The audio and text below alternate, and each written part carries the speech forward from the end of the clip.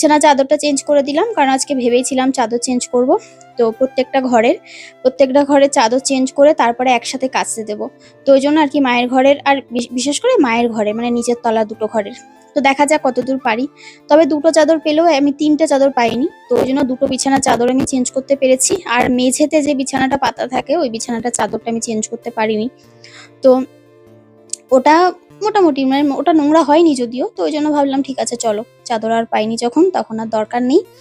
আর এই দেখো, এই স্টিকটা না পুরনো হয়ে গেছে। যখনই এই নিচের স্টিকটা নতুন একটা এনে দিয়েছি, তো মা বললো যে ওটা আর ইউজ করবো না, এটা যতদিন চলে চালাই, তারপরে না হয় নতুনটা বের করব।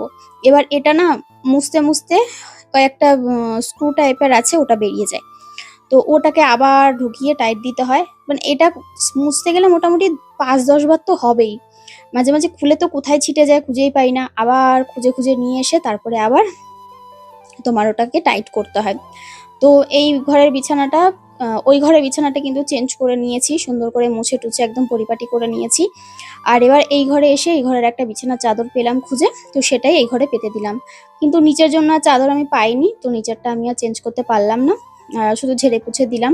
তো এই তো বালিশ লেপ কাঁথা যা যা পেয়েছি সেগুলো গুছিয়ে নিয়েছি। আর মা কিন্তু মায়ের লেপ তুলে ফেলেছে, কারণ মা বলছিল যে লেপ তুলে ফেলেছি, এখন তো গরম পড়ে গেছে আর লেপটা না এত ভারী কোথায় রাখবো এত বড়, ওই জন্য আলমারিতে কোনো রকম ভাবে ঢুকিয়েছে।